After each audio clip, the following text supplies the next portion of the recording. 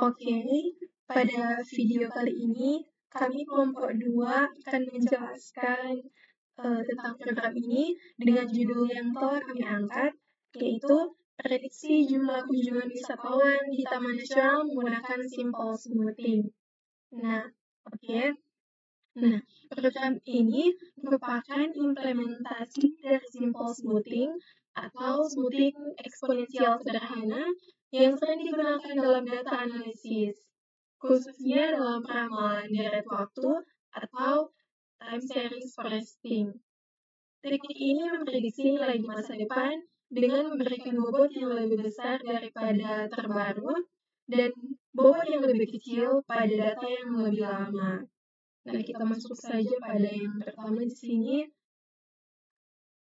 Include IOStream using namespace std. Nah, ini adalah awalan yang mengimport pustaka IOStream untuk memungkinkan penggunaan fungsi input-output seperti code dan chain. Nah, using namespace std ini digunakan agar perlu menuliskan std setiap kali menggunakan fitur dari std ini sendiri.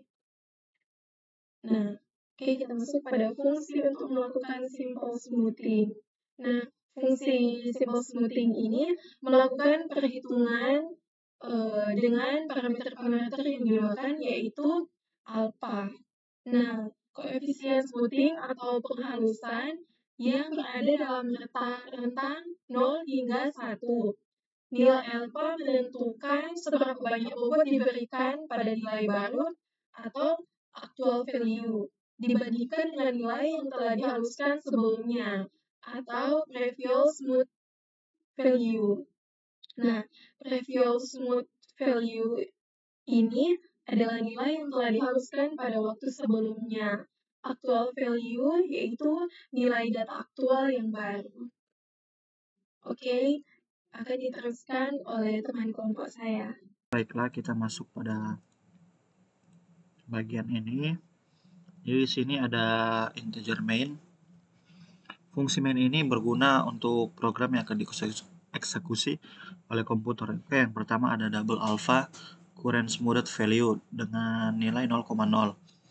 Jadi di sini alpha ini berarti variabel yang akan menyimpan nilai smoothing faktor yang diberikan oleh pengguna. Nilai alpha berperan penting dalam metode smoothing.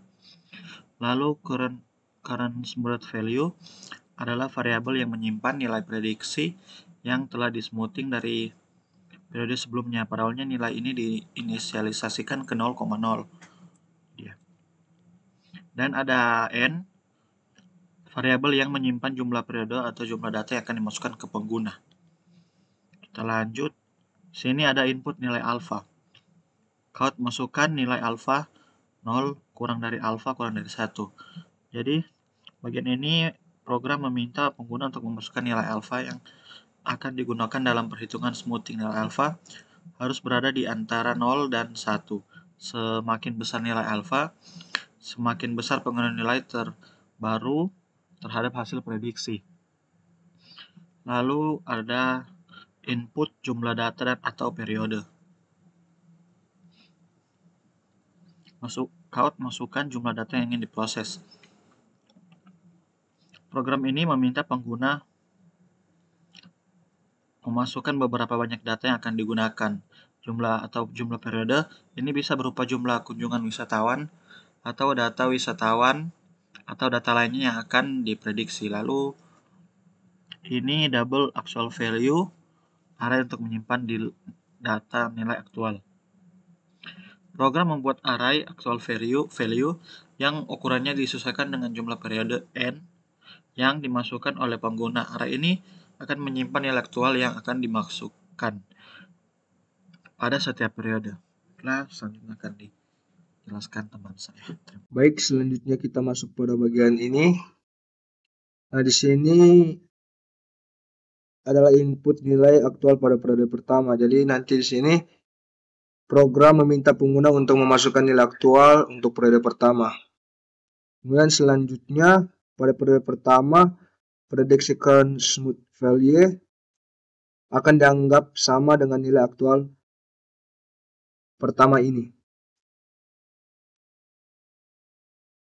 Kemudian untuk bagian ini adalah set nilai awal untuk prediksi. Jadi karena pada periode pertama tidak ada nilai prediksi sebelumnya, nilai smooth value atau prediksi pada periode pertama sama dengan nilai aktual pada periode pertama. Ini ditampilkan pada pengguna. Nah, kemudian untuk bagian ini adalah loop untuk periode selanjutnya. Jadi loop for dimulai dari 1 hingga n untuk menangani periode kedua hingga periode ke n. Jadi setiap iterasi meminta input dari pengguna berupa nilai aktual untuk periode tersebut. Kemudian fungsi simple smoothing kemudian digunakan untuk menghitung nilai prediksi yaitu smooth value berdasarkan alpha, nilai prediksi sebelumnya dan nilai aktual terbaru. Kemudian setelah perhitungan selesai, hasil prediksi untuk setiap periode ditampilkan ke layar. Nah, jadi untuk alur program secara keseluruhan ini, yang pertama itu pengguna memasukkan nilai alpha dari jumlah periode, kemudian program meminta nilai aktual untuk periode pertama dan menggunakannya sebagai prediksi awal. Yang ketiga, untuk periode kedua dan seterusnya, program meminta input nilai aktual dari pengguna. Kemudian yang keempat, menggunakan fungsi simple smoothing, program menghitung nilai prediksi berdasarkan kombinasi nilai aktual dan prediksi sebelumnya. Dan yang kelima, prediksi dari setiap periode ditampilkan kepada pengguna. Kemudian kita coba untuk run dari program ini.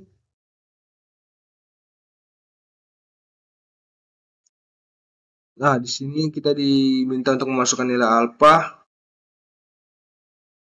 Di sini saya akan mencoba memasukkan angka 0,3 dengan masukkan nilai. Di sini juga kita diminta untuk memasukkan jumlah data yang ingin diproses. Kita masukkan saja 3. Nah, untuk periode pertama kita diminta untuk memasukkan nilai aktual. Kita masukkan 100. Nah, prediksi periode pertama ini sama dengan nilai aktual pada periode pertama. Kemudian kita diminta untuk memasukkan prediksi nilai aktual untuk periode kedua. Masukkan dengan angka 120, maka prediksi periode kedua yaitu 106. Karena 106 ini didapatkan antara kombinasi nilai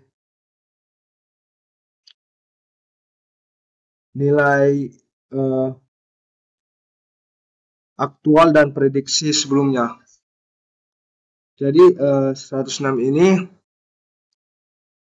didapatkan dengan perhitungan 0,3 yaitu alpha dikalikan 120 yaitu nilai aktual pada periode kedua, kemudian 0,7 yaitu nilai 1 dikurangi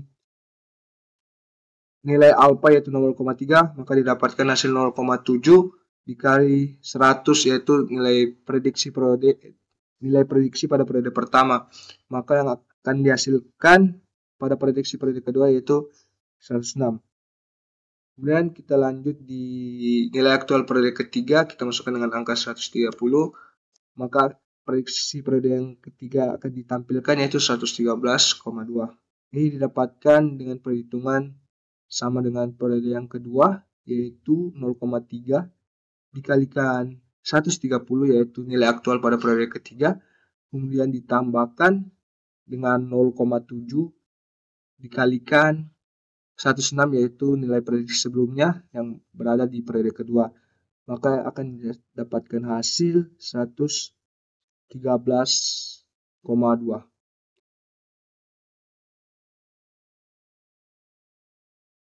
Baik, sekian dari kelompok kami yaitu kelompok 2 dengan judul kasus yang kami bawakan yaitu prediksi jumlah kunjungan wisatawan di Taman Nasional menggunakan simple smoothing. Sekian dari kelompok 2. Jika ada kesalahan, mohon dimaafkan. Terima kasih.